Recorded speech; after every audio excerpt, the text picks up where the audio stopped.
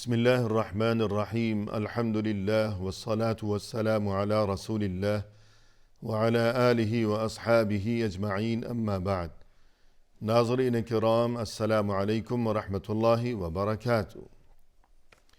تفہیم دین کی اس بزم کے ساتھ ہم آپ کی خدمت میں حاضر ہیں۔ آج کی اس ملاقات میں ہمارے ساتھ تشریف فرما ہے محترم مہمان جناب شیخ عبد الکریم سالک صاحب، جو کہ معروف علمی شخصیت ہیں۔ تو آئیے ناظرین، پروگرام میں ان کا استقبال کیا جائے۔ السلام علیکم شیخ۔ وعلیکم السلام ورحمۃ اللہ وبرکاتہ۔ ہماری بزم میں آپ تشریف لائے، جو کہ یقیناً ہمارے لیے انتہائی باعث مسرت ہے۔ ہم آپ کا شکریہ ادا کرتے ہیں۔ جزاکم اللہ خیر۔ آپ سب کا بھی شکریہ، آپ لوگوں نے ہمیں دعوت دی اور حاضر ہوئے۔ جی نوازش۔ محترم ناظرین، رسول اللہ صلی اللہ علیہ وسلم وقتاً فوقتاً اپنے صحابہ کرام رضوان اللہ علیہم اجمعین کو اور ان کے توسط سے تمام امت مسلمہ کو مختلف وصیتیں اور نصیحتیں فرماتے رہے۔ یقیناً آپ صلی اللہ علیہ وسلم کی جو بھی وصیتیں یا نصیحتیں ہیں، ان میں تمام دنیا انسانیت کے لیے اور بالخصوص اہل ایمان کے لیے، ہر مسلمان کے لیے بڑی خیر و خوبی کا سامان ہے۔ لہذا ہر مسلمان کو اس بارے میں علم ہونا چاہیے۔ تو آئیے آج کی اس ملاقات میں اسی سلسلے میں رہنمائی حاصل کی جائے اپنے محترم مہمان کی زبانی۔ محترم ارشاد فرمائیے گا کہ رسول اللہ صلی اللہ علیہ وسلم کی وصیت۔ بسم اللہ الرحمن الرحیم، الحمد للہ رب العالمین، والصلاة والسلام على سید الانبیاء و امام المرسلین، نبینا محمد وعلى آلہ و اصحابہ اجمعین، اما بعد۔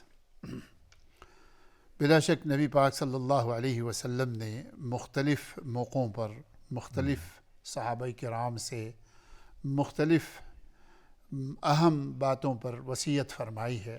جی وصیت سے مراد یہ ہے کہ اس کی اہمیت آپ نے اجاگر کی ہے۔ جی، یعنی تاکیدی حکم۔ تاکیدی حکم، بالکل۔ عام طور پر یہ کہا جاتا ہے کہ وصیت وہ ضروری باتیں ہیں جو انسان اپنے کسی عزیز کو یا اپنے کسی معاشرے میں کسی شخص کو لکھ دیتا ہے یا کر دیتا ہے۔ صحیح۔ اسی میں سے وہ بات بھی ہے جو نبی صلی اللہ علیہ وسلم نے فرمایا ہے کہ ہر مسلمان، ہر اہل ایمان کو چاہیے کہ وہ اپنی وصیت لکھ کر رکھ لیں۔ جی، اس کی تاکید فرمایا آپ صلی اللہ علیہ وسلم نے۔ کوئی ضروری بات ہے، کوئی کسی کو کسی سے لینا یا دینا ہے، کوئی مالی معاملات ہے، حساب تو و اسے کتاب ہے، بالکل اس کو لکھ کے رکھنا چاہیے کہ زندگی کا کوئی بھروسہ نہیں ہے۔ کس کے کتنے پیسے واجب الادا ہیں، کس کا کیا حق میرے ذمے ہے، بالکل۔ اور اگر کچھ لینا ہے تب بھی وارثوں کو، بچوں کو علم ہونا چاہیے بالکل کہ ہمارے والد تو گزر گئے خدا نخواستہ، جبکہ ان کا اتنا پیسہ فلاں کے ذمے ہے۔ اگر بچوں کو خبر ہی نہیں ہوگی تو شاید وہ بھی چپ چاپ جو ہے وہ بیٹھا رہے گا۔ بلا شک۔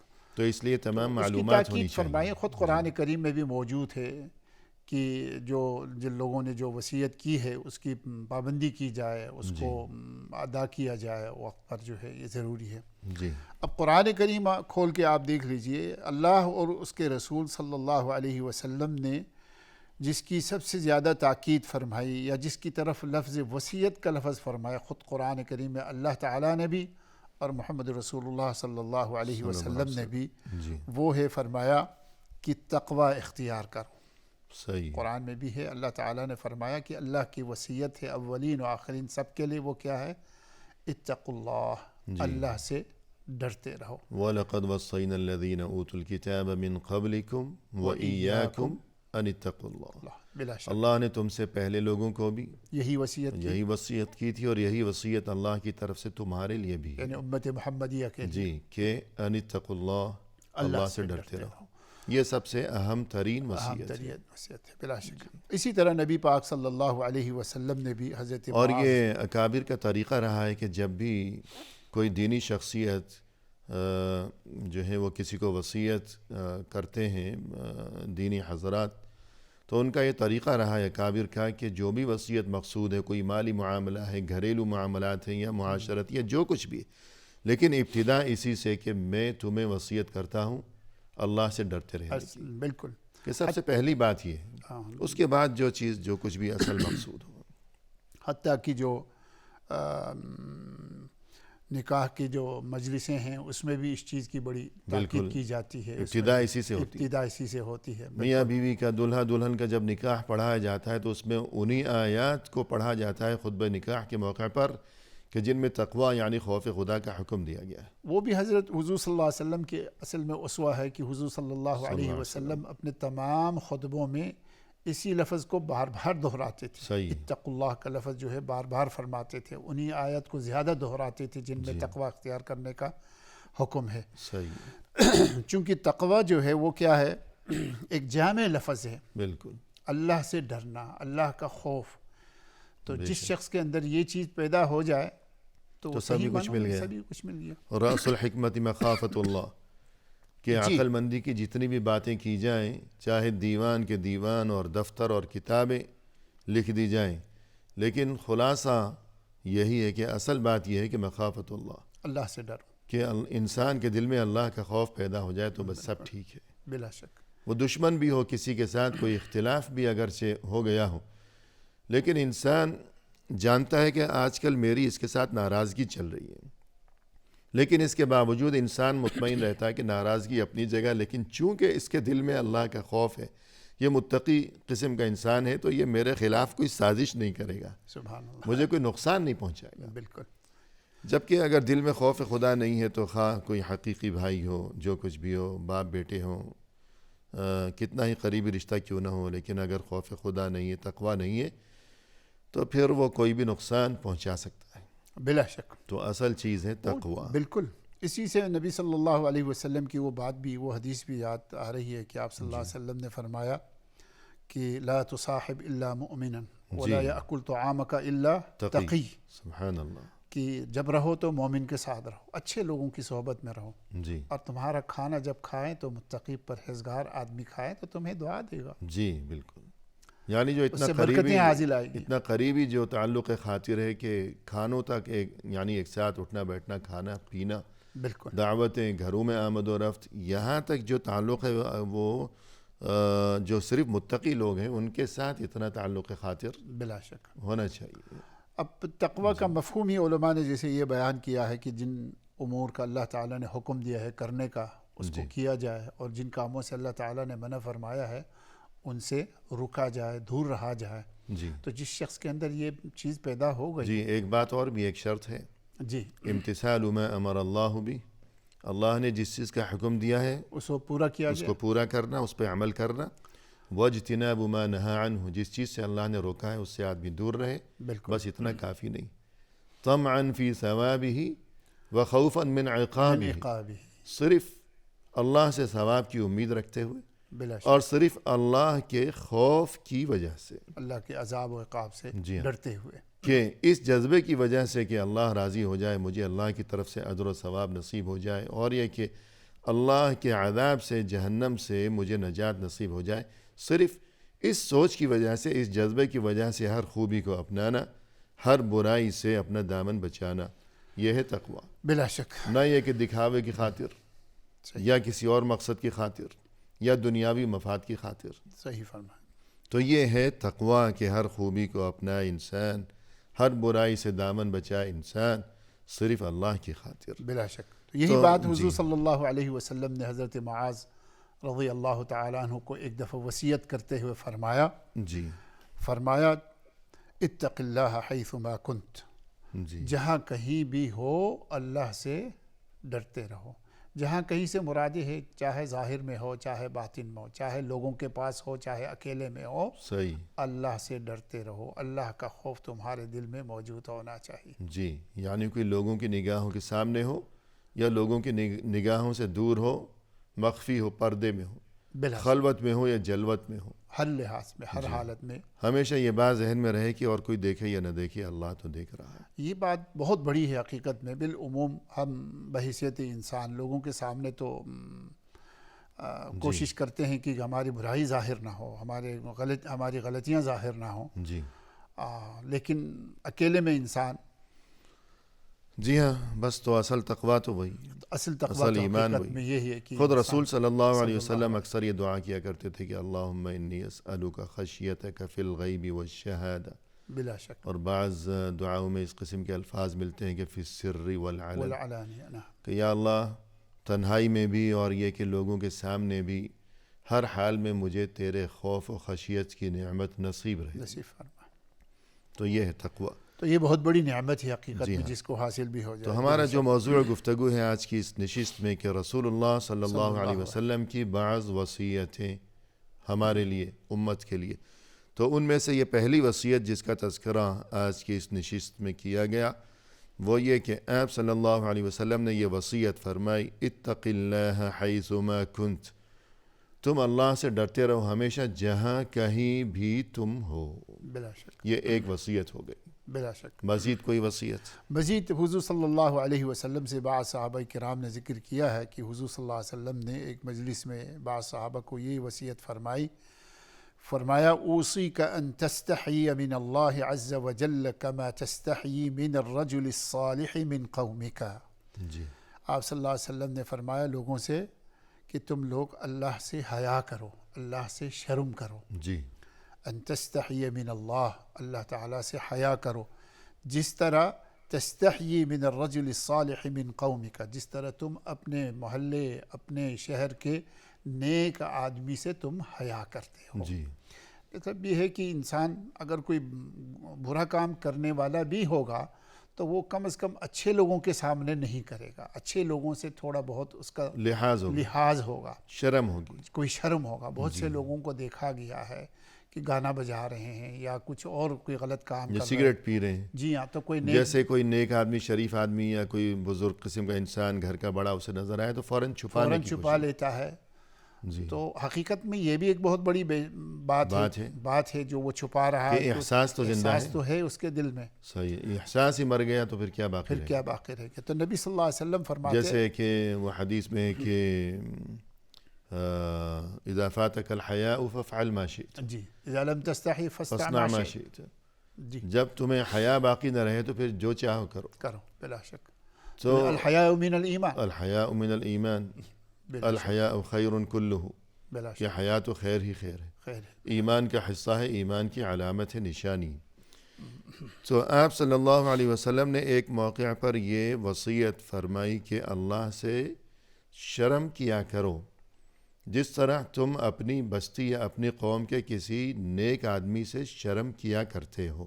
بلا شک، تو اللہ سے تو اور بھی زیادہ شرم ہونی چاہیے، بلا شک، لیکن مثال کے ذریعہ یہ بتانا مقصود ہے کہ اگر انسان کے سامنے برائی کرتے ہوئے تم اتنا شرماتے ہو کہ یہ شریف آدمی ہے، دیکھ لے گا تو کیا کہے گا، تو پھر اللہ سے تو اور بھی زیادہ انسان کو شرم آنی چاہیے برائی کا ارتکاب کرتے وقت۔ بالعموم عام طور پر جو برائی کرنے والے لوگ ہیں جی وہ یہ تو جانتا ہے کہ اللہ تعالیٰ دیکھ رہا ہے، اللہ تعالیٰ سن رہا ہے، صحیح، لیکن اکثر لوگوں کو یہ دیکھا گیا تو اللہ تعالیٰ معاف کرنے والا ہے، غفور الرحیم ہے۔ جی ہاں، جھوٹی تمنا، دیکھیے اللہ تعالیٰ غفور الرحیم بلا شک ہے، صحیح ہے، لیکن اس کے اسباب کو اختیار کیا بھی تو اختیار کیجئے۔ یہ بھی تو یاد رکھیں ان بطش ربک لشدید، جی جی، یہ بھی تو یاد رکھیں۔ وقفہ لیتے ہیں پہلے۔ ناظرین کرام فی الحال لیتے ہیں مختصر سا وقفہ، ہمارے ساتھ ہی رہیے گا۔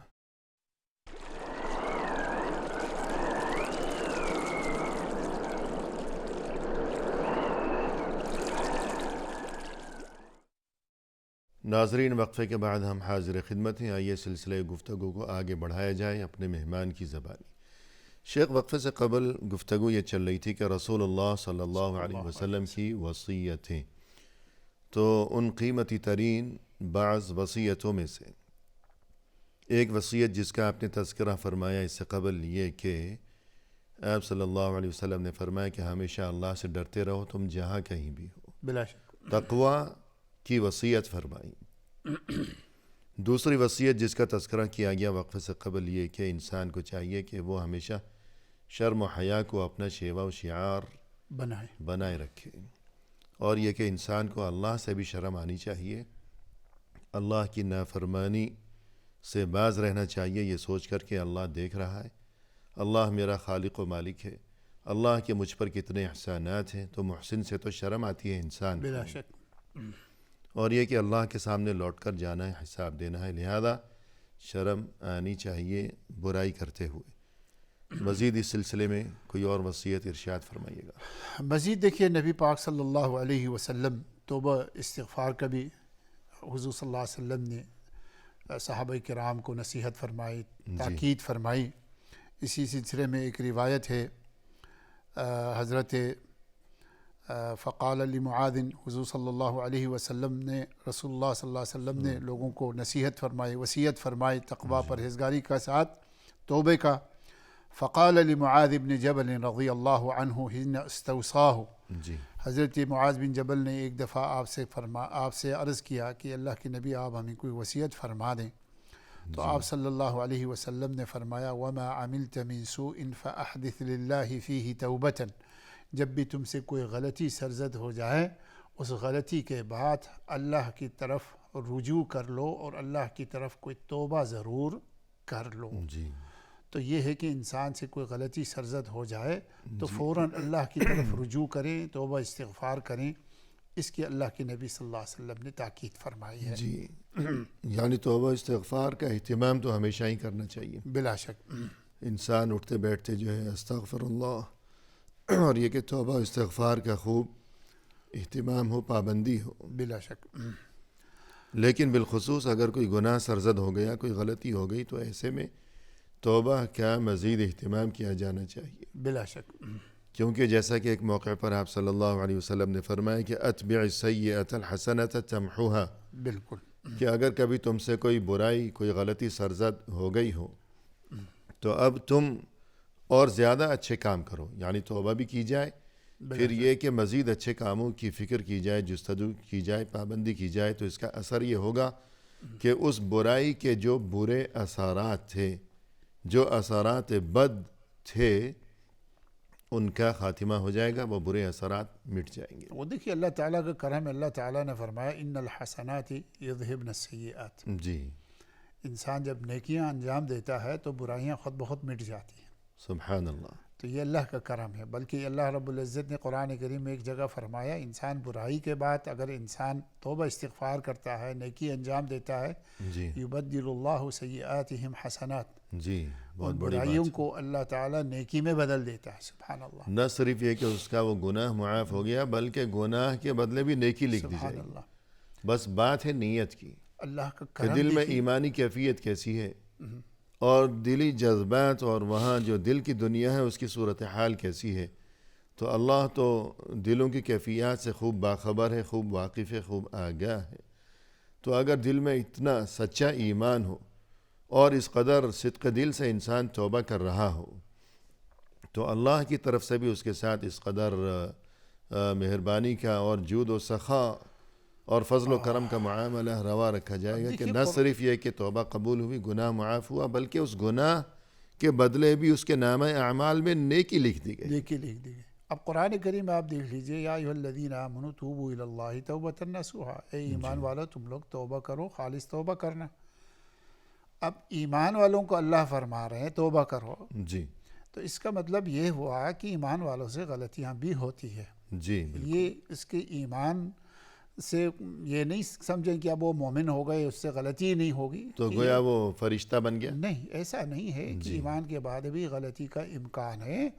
اس کے لیے یہ ہے کہ بندہ توبہ استغفار کرتے رہیں، اللہ کی طرف رجوع کرتے رہیں، اللہ کا راستہ نہ بھولیں، صحیح۔ تو اللہ تعالیٰ جو ہے اس کے ان برائیوں کو یقیناً یا تو برائیوں کو معاف فرمائیں گے یا برائیوں کو اللہ تعالیٰ نیکی میں بدل دیں گے۔ سبحان اللہ۔ تو الغرض یہ ایک وصیت رسول اللہ صلی اللہ علیہ وسلم کی طرف سے اپنے ساتھیوں، اپنے اصحاب، اپنے صحابہ کے لیے اور ان کے توسط سے ہر مسلمان کے لیے قیامت تک کے لیے، کہ انسان کو چاہیے کہ زیادہ سے زیادہ توبہ و استغفار کیا کرے، اور بالخصوص اگر کبھی کوئی گناہ سرزد ہو گیا ہو تو پھر غفلت کا مظاہرہ نہ کیا جائے، بلا شک، اور گناہ پر خوشی منانے کی بجائے اور اصرار کی بجائے اور اس پر اڑے رہنے کی بجائے اور دوبارہ موقع کی تلاش میں رہنے کی بجائے انسان کو چاہیے کہ گناہ تو ہو گیا، لیکن گناہ سرزد ہو جانے کے بعد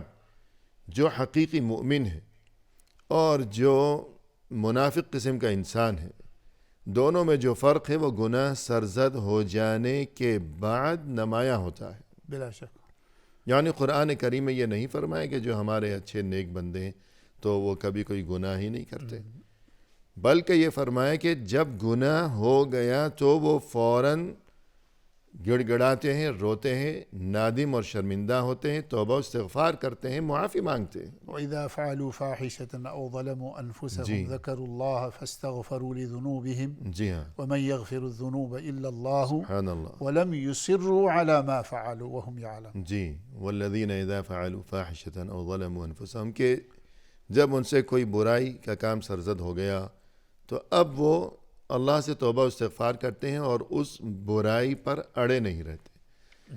تو یوں گویا اللہ کی طرف سے یہ بڑا فضل و کرم ہے کہ انسان کے جتنے بھی گناہ ہوں، یہاں تک کہ ایک موقع پر رسول اللہ صلی اللہ علیہ وسلم نے فرمایا کہ اگر تمہارے گناہ آسمانوں کی بلندیوں کو چھونے لگے، اتنے زیادہ گناہ ہو، بلا شک، پھر تم سچے دل سے اللہ سے معافی کے طلبگار اگر بنو گے تو اللہ تمہیں معاف فرما دے گا۔ بلا شک، تو بلکہ یہ حدیث قدسی ہے کہ اللہ نے فرمایا جی بالکل، کہ اے ابن آدم، اگر تمہارے گناہ آسمانوں کی بلندیوں کو چھونے لگیں عنان السماء، جی، بلا شک، اور پھر اگر تم مجھ سے معافی مانگو گے سچے دل سے تو میں تمہیں معاف کر دوں گا اور مجھے ذرا بھی فکر نہیں ہوگی، ولا ابالی۔ سبحان اللہ۔ تو یوں انسان کو چاہیے کہ توبہ استغفار ہمیشہ، اور بالخصوص اگر کوئی غلطی سرزد ہو گئی ہو تو غلطی سرزد ہونے کے بعد توبہ استغفار کی مزید فکر کی جانی چاہیے، مزید کوئی وصیت۔ اس کے بعد نبی پاک صلی اللہ علیہ وسلم ایک دفعہ حضرت ابو درداء رضی اللہ تعالی عنہ کو وصیت کرتے ہوئے فرماتے ہیں جی، کہ تم نماز کی پابندی کرو اور نماز جان بوجھ کر کبھی مت چھوڑو۔ جی، آپ صلی اللہ علیہ وسلم نے فرمایا وَلَا تَتْرُكَنَّ الصَّلَاةَ الْمَكْتُوبَةَ مُتَعَمِّدًا۔ جی، یہ بخاری شریف کی ادب البخاری شریف میں ہے، اور یہ میرے خیال میں ادب المفرد کی روایت ہے۔ جی، حضرت ابو درداء کو آپ نے فرمایا وَلَا تَتْرُكَنَّ الصَّلَاةَ الْمَكْتُوبَةَ مُتَعَمِّدًا، فرض نماز کو جان بوجھ کر مت چھوڑو، جی، فرض نماز کی پابندی کرو، اور خاص طور پر جماعت کے ساتھ، جی، اور اسے جان بوجھ کر مت چھوڑو۔ جی، یعنی اگر انسان سویا رہ گیا اور آنکھ نہیں جی، کھلی تو وہ الگ معاملہ ہے کہ اٹھ کر پڑے، اور اس پر تو مواخذہ نہیں ہے، بلا شک، جیسے یہ کہ 3 آدمی مرفوع القلم ہیں، بلا شک، رفع القلم عن 3، عن الصبي حتى يحتلم، وعن النائم حتى يستيقظ، وعن المجنون حتى يفيق، بلا شک، کہ مجنون ہے، بچہ ہے، دیوانہ ہے، ہر اسی کسی طرح۔ کے پاس عذر ہو جی ہاں، مقصد، تو بغیر کسی عذر کے جان بوجھ کر فرض نماز چھوڑ دینا، اس سے نہایت سختی کے ساتھ منع کیا ہے، وصیت فرمائی ہے رسول اللہ صلی اللہ علیہ وسلم۔ اور یہ کبائر میں سے ہے نماز، فرض نمازوں کا تو اگر کوئی نماز میں سستی اور غفلت اور کوتاہی کا ارتکاب کیا کرتا ہو تو اسے ڈرنا چاہیے، رسول صلی اللہ علیہ وسلم کی اس وصیت کو ذہن نشین رکھنا چاہیے اور اپنے آپ پر اسے رحم کرنا چاہیے۔ بلا شک، اور یہ کہ نماز کے بعد جو ہے، فرض نمازوں کے بعد جو مسنون اذکار ہیں، جی بالکل، تو اس کے ان بارے کی میں بھی پابندی کی جائے تو اور اچھی بات ہے۔ بلا شک، کہ بعض روایت میں ہے کہ نبی صلی اللہ علیہ وسلم نے صحابہ کو تاکید فرمائی۔ بعض حضرت ابو ذر فرماتے ہیں کہ اللہ کے نبی نے مجھے وصیت فرمائی کہ نماز وقت پہ پڑھوں، اور نماز کے بعد جو ہے ذکر اذکار کی پابندی کروں۔ جی، حضرت معاذ فرماتے ہیں ایک دفعہ رسول اللہ صلی اللہ علیہ وسلم نے میرا ہاتھ تھاما، میرا ہاتھ پکڑ کے فرمانے لگے اوصیک الا تدعن فی دبر کل صلاۃ ان تقول اللہم اعنی علی ذکرک و شکرک و حسن عبادتک، کہ معاذ میں تجھے وصیت کرتا ہوں کہ ہر نماز کے بعد یہ دعا ضرور پڑھ لیا کرو جی، کہ اللہم اعنی علی ذکرک و شکرک و حسن عبادتک، کہ اللہ تو میری اعانت فرما، میری مدد فرما، جی، علی ذکرک، کیا کثرت سے آپ کو یاد کروں، و شکرک، اور تیرے شکر ادا کروں، و حسن عبادتی کا، اور اچھے عبادت کا۔ صحیح ہے۔ اور بعض روایت میں موجود ہے کہ حضور صلی اللہ علیہ وسلم نے حضرت معاذ کا ہاتھ تھاما اور فرمایا یا معاذ واللہ انی لاحبک، معاذ میں تجھ سے محبت کرتا ہوں۔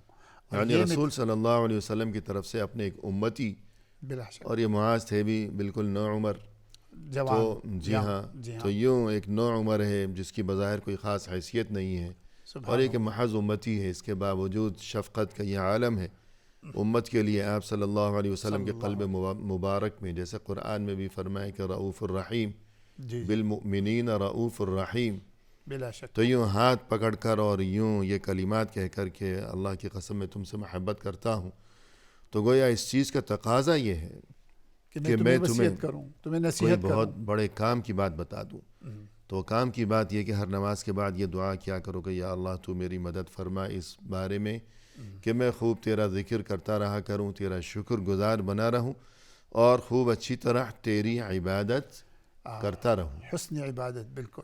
یہ چند وصیتوں کا تذکرہ ہو گیا رسول اللہ صلی اللہ علیہ وسلم کی چند وصیتیں، بلا شک، تقوی، حیا، اور یہ کہ نماز کی پابندی، نماز کے بعد اذکار کی بھی پابندی کی جائے تو اور اچھی بات ہے۔ تو یہ وصیتیں ایسی ہیں کہ جن کا تعلق ہم دیکھتے ہیں کہ حقوق اللہ کے ساتھ ہے، عبادات کے ساتھ ہے، بلا شک، لیکن آپ صلی اللہ علیہ وسلم کی بہت سی ایسی وصیتیں بھی ہیں کہ جن کا تعلق حقوق العباد کے ساتھ ہے، بالکل، کیونکہ دین اسلام میں حقوق اللہ اور حقوق العباد دونوں کی بہت بڑی اہمیت ہے، بالکل، اور دونوں کی پابندی اور ادائیگی کی فکر و جستجو کرتے رہنا، پابندی کرتے رہنا، اس چیز کی بہت زیادہ تاکید و تلقین کی گئی ہے۔ تو آپ صلی اللہ علیہ وسلم کی ایک وصیت کہ سبھی کے ساتھ ہمارا سلوک اور رویہ اور ہمارے معاملات اچھے ہوں، درست ہوں، بلا شک۔ تو اس بارے میں اس بارے میں دیکھیں حضرت ابو ذر، حقیقت میں حضرت ابو ذر رضی اللہ تعالیٰ عنہ، حضرت ابو دردہ، حضرت معاذ کو مختلف وقت پہ کئی ایک وصیتیں ایک ساتھ فرمائی ہیں، جی، تو انہی میں سے حضرت ابو ذر کو حضور صلی اللہ علیہ وسلم نے فرمایا، وصیت فرمائی، وخالق الناس بخلق حسن، لوگوں کے ساتھ اچھے اخلاق کے ساتھ پیش آؤ، جی، لوگوں کے ساتھ اچھے اخلاق کے ساتھ، یعنی گفتگو اچھی کرو، ان کے ساتھ معاملہ اچھا کرو، ان کو اچھے الفاظ سے یاد کرو، صحیح، یہ ہے خلق حسن۔ اچھے اخلاق میں یہ ہے کہ حقیقت میں زبان پر اچھی باتیں ہوں، اچھے جی الفاظ ہوں، ہماری گفتگو بھی اچھی ہو، بالکل، ہمارا رویہ سلوک، ہمارے انداز، میل جول، ملاقات، ہر موقع پر ہماری نشست و برخاست میں سبھی کے ساتھ ہمارے جو بھی معاملات ہیں وہ خوش اور اخلاقی پر جو مبنی جس ہوں۔ سے گفتگو ہو رہی ہے مثال کے طور پر، بھلے وہ چھوٹا ہی کیوں نہ ہو، جی، تو اس کا ادب جو ہے نا، مطلب ایسے کلمات نہ ہو کہ جن میں کوئی بے ادبی ہو، بے ادبی ہو، جی ہاں، بلا شک۔ ناظرین فی الحال لیتے ہیں مختصر سا وقفہ، ہمارے ساتھ ہی رہیے گا۔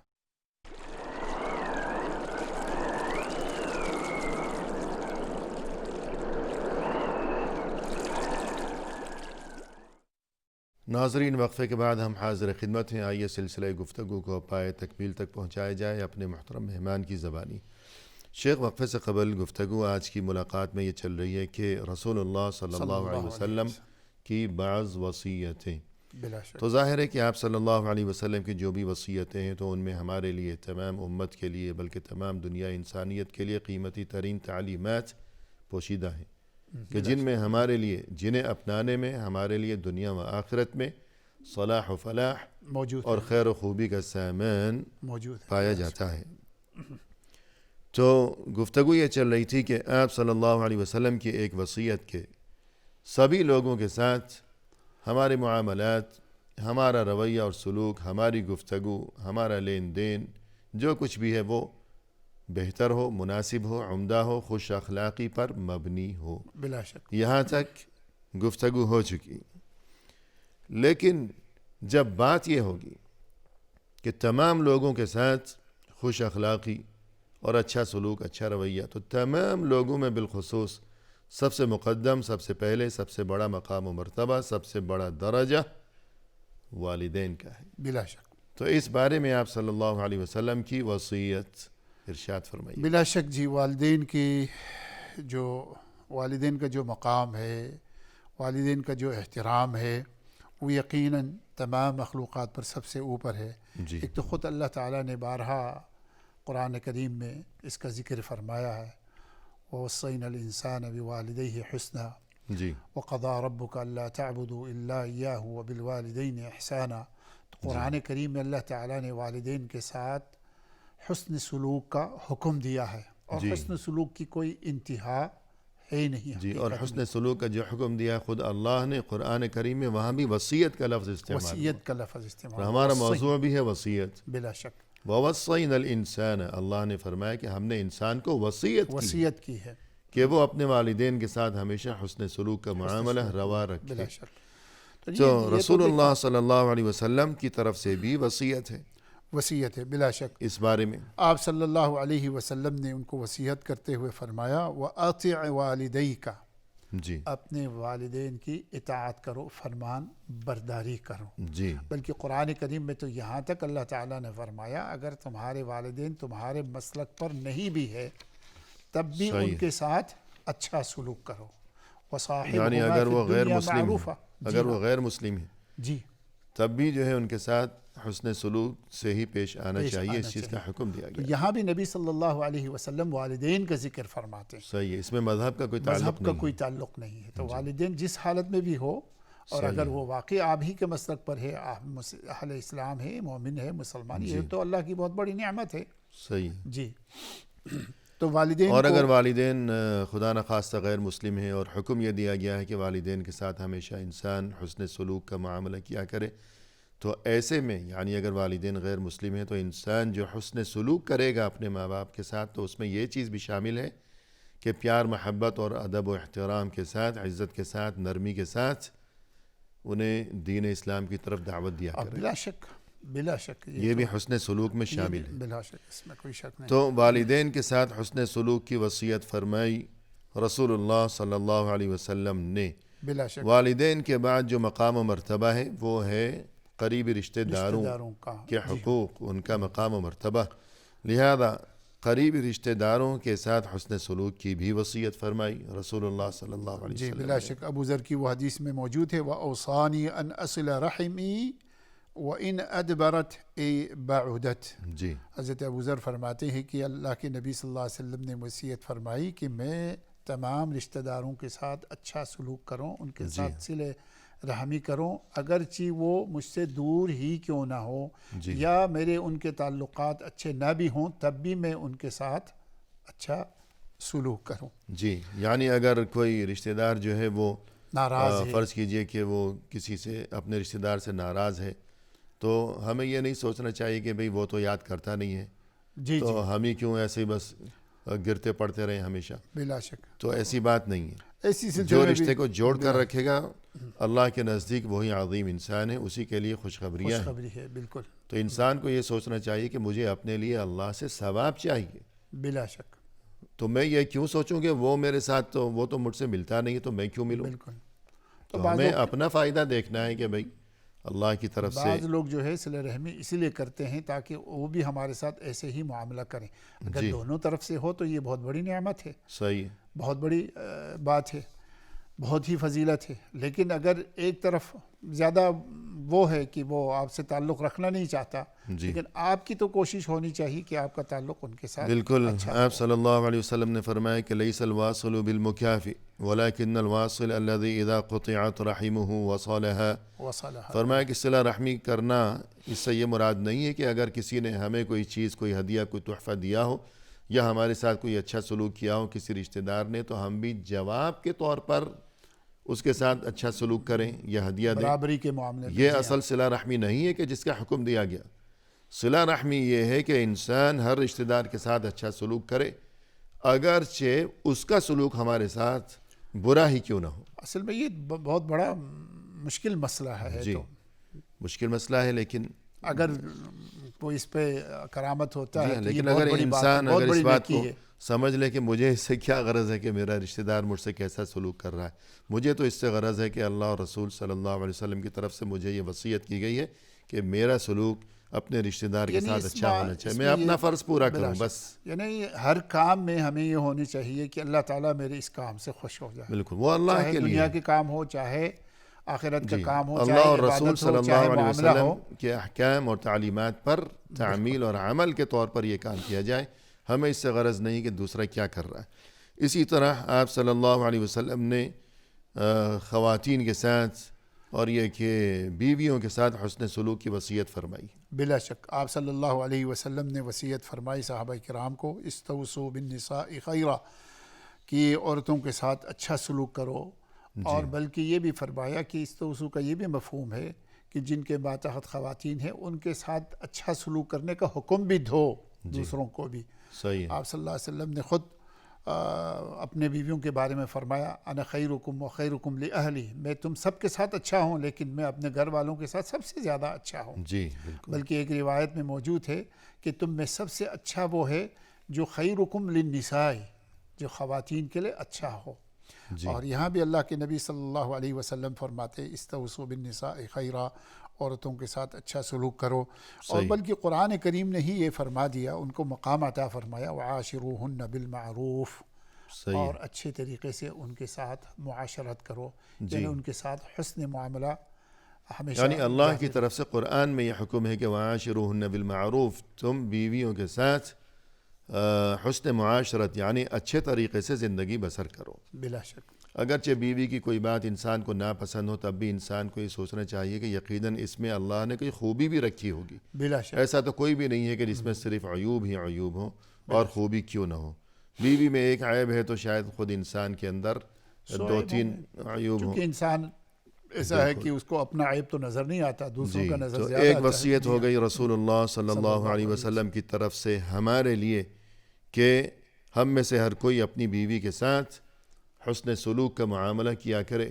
یہ کوئی معمولی بات نہیں ہے، دنیا داری کی بات نہیں ہے، یہ ہمارے لیے ہمارے رسول صلی اللہ علیہ وسلم کی طرف سے وصیت ہے۔ بلا شک۔ اور اس کے بعد آپ صلی اللہ علیہ وسلم نے وصیت فرمائی کہ ہر کوئی اپنے پڑوسی کے ساتھ بھی اچھا سلوک کیا کرے۔ بلا شک۔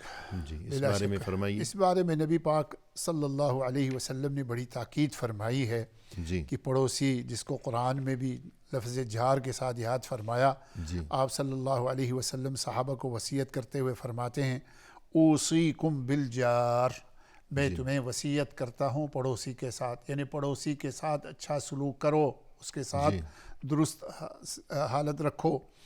اور ایک روایت میں موجود ہے کہ حضور صلی اللہ علیہ وسلم فرماتے ہیں کہ جبریل جب بھی آتا تھا مجھے یہ تاکید فرماتے تھے کہ پڑوسی کے ساتھ اچھا سلوک کرو۔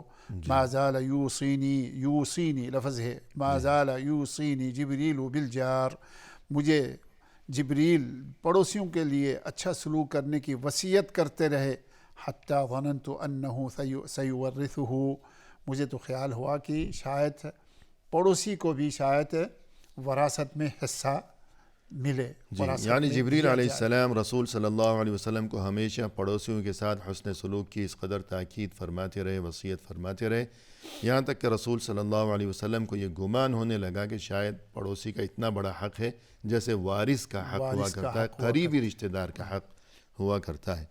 اسی طرح آپ صلی اللہ علیہ وسلم نے یہ وصیت فرمائی کہ اے انسان اپنی زبان کو ہمیشہ سنبھال کر رکھا کرو، اس بارے میں فرمائیے۔ بالکل، اللہ کے نبی صلی اللہ علیہ وسلم کی ایک حدیث ہے کہ آپ صلی اللہ علیہ وسلم فرماتے ہیں کہ اپنی زبان کی حفاظت کیا کرو، کیونکہ یہ زبان تمہیں ایک روایت میں موجود ہے کہ تمہیں جنت میں یا دوزخ میں پہنچائے گی۔ ایک صحابی سے آپ صلی اللہ علیہ وسلم نے فرمایا حل تملک لسانک، کیا تمہیں اپنی زبان پر قابو ہے؟ یعنی اس صحابی نے یہ گزارش کی کہ اوصنی، مجھے وصیت فرمائی۔ وصیت فرمائی، تو آپ صلی اللہ علیہ وسلم نے اس کو یہی فرمایا کہ تم کو کیا اپنی زبان پر قابو ہے، کہ تم اپنے زبان کا مالک ہو؟ تو وہ کہنے لگا کہ میری زبان ہے، مجھے اس پر قابو نہ ہو، مجھے اس پر یعنی میں اپنی زبان سنبھال کر رکھتا ہوں، جی ہاں، غیر ضروری باتیں نہیں کرتا۔ آپ صلی اللہ علیہ وسلم نے اس روایت کے آخر میں آپ نے فرمایا فلا تقل بلسانک الا معروفا ولا تبسط یدک الا الی خیر۔ آپ صلی اللہ علیہ وسلم نے فرمایا کہ تم اپنی زبان سے سوائے نیکی اور بھلائی کے اور کچھ مت کہو، اور اپنے ہاتھ مت پھیلاؤ مگر خیر اور بھلائی کی طرف۔ تو نبی صلی اللہ علیہ وسلم نے اس بندے کو دو چیزیں فرمائی. ایک یہ کہ اپنی زبان کو سنبھال کے رکھو، جب استعمال کرو کسی اچھائی کے لیے استعمال کرو، جی. اور تمہارا ہاتھ بڑھے تو کسی نیکی کی طرف بڑھے، برائی کی طرف نہ بڑھے.